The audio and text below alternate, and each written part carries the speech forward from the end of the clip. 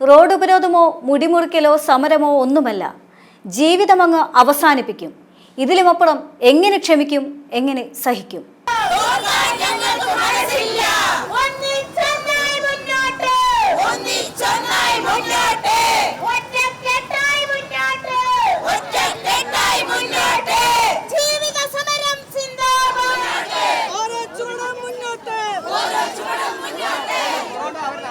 ആശമാർ സമരം തുടങ്ങിയിട്ട് ഇന്നേക്ക് കൃത്യം 129 ദിവസം.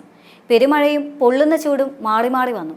ആദ്യം പറഞ്ഞ അതേ ആർജവത്തോടെ ഒരു കൂട്ടം സ്ത്രീകൾ ഇപ്പോഴും സെക്രട്ടേറിയറ്റിന് മുൻപിലാണ്.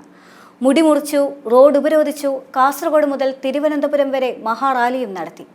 തെല്ലും ആർജവം ചോർന്നു പോയില്ല. ഇന്നും അതേ ശൗര്യത്തോടെ അവർ കേരളത്തോട് ചോദിക്കുന്നത് അതേ ചോദ്യം തന്നെയാണ്.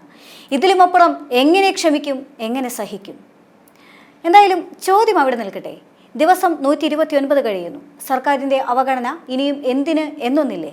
ഒരു ജനാധിപത്യ സംവിധാനത്തിൽ തെരഞ്ഞെടുപ്പ് അടുക്കുമ്പോഴെങ്കിലും അധികാരത്തിലുള്ളവർ മുഖം മിനുക്കാറുണ്ടല്ലോ, അതും ഇല്ലാതായിരിക്കുന്നു. ഇക്കാര്യത്തിൽ ആശമാരോട് രണ്ടാം വട്ട തൊഴിലാളി വർഗ സർക്കാരിന് എന്താണ് പ്രശ്നം? കഴിഞ്ഞ 4 മാസത്തോളമായി കേരളത്തിൽ ആശാ വർക്കർമാർ സെക്രട്ടേറിയറ്റ് പടിക്കൽ സമരത്തിലാണ്. സർക്കാർ ചില ആവശ്യങ്ങൾ അംഗീകരിച്ചുവെങ്കിലും എല്ലാ ഡിമാൻഡുകളും അംഗീകരിക്കുന്നതുവരെ സമരം അവസാനിപ്പിക്കില്ല എന്ന് പ്രഖ്യാപിച്ചുകൊണ്ട് ആശമാർ സമരം തുടരുകയായിരുന്നു.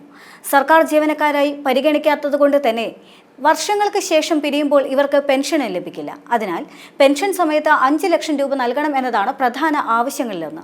ഓണറേറിയ വർധന, ശമ്പളത്തിനുള്ള നിബന്ധനകൾ എന്നിവയിലും മാറ്റങ്ങൾ ആവശ്യപ്പെടുന്നുണ്ട്. കാര്യങ്ങൾ കേന്ദ്രവുമായി ചർച്ച ചെയ്യാൻ കേരള ആരോഗ്യമന്ത്രി നേരിട്ട് ഡൽഹിയിലേക്ക് തിരിച്ചത് വലിയ വാർത്തയായിരുന്നു. ഒരർത്ഥത്തിൽ വെറും വാർത്ത മാത്രമായിരുന്നു എന്ന് വേണേൽ തിരുത്തി പറയാം. കേന്ദ്രവിഹിതം ലഭ്യമാക്കുകയായിരുന്നു പ്രധാന ലക്ഷ്യം.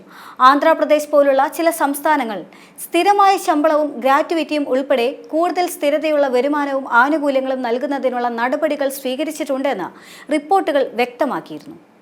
വിവിധ റിപ്പോർട്ടുകൾ പ്രകാരം രാജ്യത്ത് ആശാ തൊഴിലാളികളുടെ പ്രതിമാസ ശമ്പളം 5000 രൂപ മുതൽ 15000 രൂപ വരെയാണ്. അവർ ജോലി ചെയ്യുന്ന സംസ്ഥാനത്തെ ആശ്രയിച്ച് ഇത് വ്യത്യാസപ്പെടുന്നുണ്ട്. കോവിഡ് ലോക്ക്ഡൌൺ കാലത്ത് കേരളത്തിലെ ആശമാരുടെ സേവന ലോകാരോഗ്യ സംഘടന വരെ പ്രശംസിച്ചിരുന്നു. കേരളത്തിൽ ഒരു ആശാ വർക്കർക്ക് മാസശമ്പളം 6000 മുതൽ 7000 മാത്രമാണെന്നാണ് ചില കണക്കുകൾ കാണിക്കുന്നത്. അലവൻസുകളെല്ലാം കൂട്ടിക്കഴിഞ്ഞാലും ഇത് 10000-ൽ കവിയില്ല എന്ന് ആശമാർ പറയുന്നുണ്ട്. ഇത്തരത്തിലുള്ള എല്ലാ സമര നയങ്ങൾക്കുമൊടുവിൽ കേരളത്തിൽ ഒരറ്റം മുതൽ മറ്റൊരറ്റം വരെ സംഘടിപ്പിച്ച മഹാറാലിക്കും അവസാനമായിരിക്കുകയാണ്. കേരളത്തിന്റെ വടക്കേ അറ്റത്ത് നിന്ന് ആരംഭിച്ച് 4200 കിലോമീറ്റർ സഞ്ചരിച്ച് തെക്കേ അറ്റത്തുള്ള പാഠശാല വരെ സ്വീകരണങ്ങൾ പൂർത്തിയാക്കിയാണ് യാത്ര സമാപിക്കുന്നത്. സ്ത്രീകൾ നയിക്കുന്നതും രാപ്പകൽ സമരമായി തെരുവിൽ അന്തിയുറങ്ങിയും പൂർത്തിയാക്കുന്ന ആശാ സമരയാത്ര ചരിത്രത്തിൽ ഇടം നേടിയിരിക്കുകയാണ്. 44 ദിവസങ്ങളായി 470-ലേറെ കേന്ദ്രങ്ങളിലാണ് യാത്രയെ സ്വീകരിച്ചത്. ഓണറേറിയം വർദ്ധിപ്പിക്കുക, വിരമിക്കൽ ആനുകൂല്യം നൽകുക തുടങ്ങിയ അടിസ്ഥാന ആവശ്യങ്ങൾ ഉന്നയിച്ചുകൊണ്ട് ഫെബ്രുവരി 10-നാണ് സെക്രട്ടേറിയറ്റിന് മുൻപിൽ ആശമാർ സമരം ആരംഭിച്ചത്. 3 വട്ടം ആരോഗ്യവകുപ്പ് മന്ത്രിയുമായും 1 വട്ടം തൊഴിൽ വകുപ്പ് മന്ത്രിയുമായും ചർച്ച നടത്തിയെങ്കിലും ആവശ്യങ്ങൾ അംഗീകരിക്കാത്തതിനെ തുടർന്ന് സമരം നീണ്ടുപോവുകയായിരുന്നു. വിവിധ ഘട്ടങ്ങളും വ്യത്യസ്ത സമരമുറകളും കടന്ന് രാപ്പകൽ സമരത്തിന്റെ 129-ാം ദിവസമായ ഇന്നാണ് മഹാറാലി സമാപിച്ചത്. 4 മാസത്തിലേറെയായി സെക്രട്ടേറിയറ്റ് പടിക്കൽ ആശാ വർക്കർമാർ നടത്തുന്ന അതിജീവന സമരത്തിന് ഊർജം പകർന്നത് ഒരർത്ഥത്തിൽ പൊതുസമൂഹം തന്നെയാണ്. അതിനിടെ മഹാറാലി ദിവസം ആശാപ്രവർത്തകർക്ക് NHM നിർബന്ധിത പരിശീലനം നിർദ്ദേശിച്ചതിനെതിരെ വിമർശനം ഉയർന്നു വന്നിരുന്നു. എന്നാൽ മഹാറാലി ദുർബലമാക്കാനുള്ള നീക്കമാണിതെന്നാണ് ആശാ വർക്കർമാർ ആരോപിച്ചത്. സംസ്ഥാന സർക്കാരിന്റെ ഇത്തരം നടപടികൾ മുൻപും ഉണ്ടായിട്ടുണ്ട് എന്ന് ആശാ സമരസമിതി നേതാക്കൾ പറയുന്നുണ്ട്. ഈ സെക്രട്ടേറിയറ്റിനകത്ത് എഴുതി കൊടുക്കുന്നത് ആ പാവപ്പെട്ട മനുഷ്യനെ കൊണ്ട് ഒപ്പിടിച്ച് പുറത്തെടുക്കുന്ന ഉത്തരവുകളായിട്ട് മാത്രമേ നമുക്ക് കാണാൻ കഴിയുള്ളൂ. ജൂൺ 5-ാം തീയതി നമ്മൾ NHM ഡയറക്ടർക്ക് നോട്ടീസ് കൊടുത്തു, ഇന്ന് പണിമുടക്കാണെന്ന് പറഞ്ഞുകൊണ്ട്. അങ്ങനെ ഏതാണ്ട് 15 ദിവസം മുമ്പ് കൊടുത്ത ആ പണിമുടക്ക് നോട്ടീസ് കൈപ്പറ്റിയ ഡയറക്ടറാണ് ഇന്നിവിടെ ഈ ട്രെയിനിങ്ങിന് വേണ്ടി ഉത്തരവിട്ടിരിക്കുന്നത്. വളരെ ദുരൂഹമാണ് കാര്യങ്ങൾ. ആ NHM-ന് ഒന്നും ചെയ്യാനില്ല. എല്ലാം ഇവിടുന്ന് കൊടുക്കുന്ന തിട്ടൂരത്തിന്റെ അടിസ്ഥാനത്തിലാണ്. ഇങ്ങനെ ചെയ്തുകൊണ്ടിരിക്കുന്ന ആളുകൾക്കെതിരെ നടപടിയെടുക്കേണ്ടിയിരിക്കുന്നു. ഇവിടെ പറഞ്ഞു, നമ്മളോട് കേന്ദ്രത്തോട് പോയി സമരം ചെയ്യാൻ പറയുന്നു. കേന്ദ്രം നൽകുന്നത് ഇൻസെന്റീവും സംസ്ഥാനം നൽകുന്നത് ഓണറേറിയവും. എന്നിട്ടിപ്പോൾ കേന്ദ്രം നൽകുന്ന ഇൻസെന്റീവിന് മാനദണ്ഡം ഏർപ്പെടുത്തിക്കൊണ്ട് ഓണറേറിയം പകുതിയായി കുറച്ചിരിക്കുന്നു.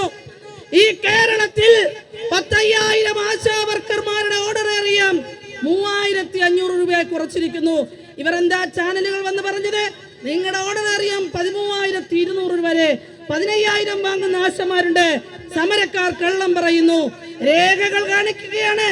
116 രൂപയ്ക്ക് പണിയെടുക്കാൻ വിധിക്കപ്പെട്ട ജോലിയെല്ലാം ചെയ്തിട്ട് കൂലി വരുമ്പോൾ 116 രൂപ ഒരു ദിവസം എന്ന് പറഞ്ഞാൽ, നിങ്ങൾ സമരം ചെയ്താൽ സമരക്കാരെ ഞങ്ങൾ പൊരിവെയിലത്തിടും, പെരുമഴയത്തിടും, നിങ്ങൾക്ക് കൂലി വർദ്ധിപ്പിക്കില്ല എന്നൊരു ധിക്കാരമാണ് ഈ ഗവൺമെന്റ് കാണിച്ചിരിക്കുന്നത്. അതുകൊണ്ട് തന്നെ നാട്ടുകാർ കൊടുക്കുന്ന നികുതി പണം മുഖ്യമന്ത്രി എന്ന് പറയുന്ന ഈ അദാനിയുടെ പാർട്ണറുടെ പണമല്ല നമ്മൾ ചോദിച്ചത്, ഈ മുതലാളിയുടെ പണം നമ്മൾ ചോദിച്ചിട്ടില്ല. ഈ കേരളത്തിലെ ജനങ്ങൾ നൽകുന്ന നികുതി പണം 232 രൂപ വാങ്ങുന്ന ആശാ വർക്കർ കൊടുക്കുന്ന നികുതി പണമാണ് ഞങ്ങൾ ചോദിക്കുന്നത്. അതുകൊണ്ട് കൂടുതൽ ഇനിയും ഈ സ്ത്രീകളെ തെരുവിലിട്ട് നിങ്ങൾ വലിച്ചിഴക്കാമെന്ന് കരുതുകയാണെങ്കിൽ പ്രിയമുള്ളവരെ, തെറ്റിപ്പോയി. സർക്കാർ മനസ്സിലാക്കേണ്ടുന്നത് ഇത് അങ്ങനെ ഒരു സംഘടനയല്ല. ഇത് ആശമാരെയും കുടുംബത്തെയും ഭരണകൂടം പട്ടിണിക്കിടാൻ ശ്രമിക്കുകയാണ്. സമരത്തോട് സർക്കാരിന് പുച്ഛമാണെന്നും പ്രതിപക്ഷ നേതാവ് VD സതീശനും പറയുന്നുണ്ട്.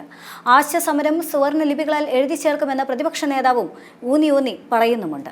സമരത്തിൽ പങ്കെടുക്കുന്നവരെ, അവരുടെ ആവശ്യങ്ങളെ അവഗണിക്കുക എന്നത് മാത്രമല്ല, നിങ്ങൾക്ക് ഞങ്ങൾ ഒന്നും തരില്ല എന്ന് പറയുന്നത് മാത്രമല്ല, എല്ലാ ദിവസവും കിട്ടുന്ന സമയങ്ങളിലെല്ലാം അവരെ അധിക്ഷേപിക്കുകയും പരിഹസിക്കുകയും ആക്ഷേപിക്കുകയും ചെയ്യുകയാണ്.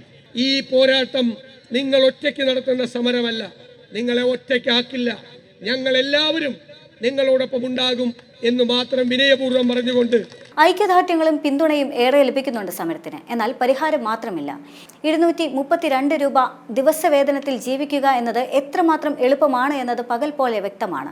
അങ്ങനെ നോക്കുമ്പോൾ ആ വേതനത്തിൽ ഒരു കുടുംബം കൊണ്ടുപോകുന്ന ആശമാരുടെ പെടാപ്പാട് നാം കാണാതെ പോകരുത്. ഒരു 100 കഷ്ടപ്പാടിന്റെ കണക്കും പെടാപ്പാടിന്റെ കണ്ണീരും പേറി ഓരോ ആശാ വർക്കറും സെക്രട്ടേറിയറ്റിന് മുൻപിൽ വെയിലും മഴയും ഏറ്റ് കിടക്കുന്നത് സർക്കാരിനെ വെല്ലുവിളിക്കാനോ സുഖ സൗകര്യങ്ങളിൽ മതിമറക്കാനോ അല്ല. ഇനി അല്പം രാഷ്ട്രീയത്തിലേക്ക് വരാം. നാളെ നിലമ്പൂർ ഉപതെരഞ്ഞെടുപ്പാണ്. നിലമ്പൂരിലെ ഓരോ വീടുകൾ കയറിയിറങ്ങി ആശമാർ ഭരണകൂടത്തിനെതിരെ നിരവധി വർത്തമാനം പറഞ്ഞു. ചില സൈബർ സഖാക്കൾ വിഷയത്തെ വളച്ചൊടിച്ച് സൈബർ ആക്രമണം അഴിച്ചുവിട്ടു. അഹങ്കാരമോ അവഗണനയോ നിലമ്പൂരിൽ ആശമാർ മാറ്റം കുറിച്ചാലും ഇല്ലെങ്കിലും 2026 നിയമസഭാ തെരഞ്ഞെടുപ്പിൽ ഈ സമരമെല്ലാം തന്നെ വീണ്ടും ചർച്ച ചെയ്യപ്പെടുമെന്ന കാര്യം ഉറപ്പാണ്.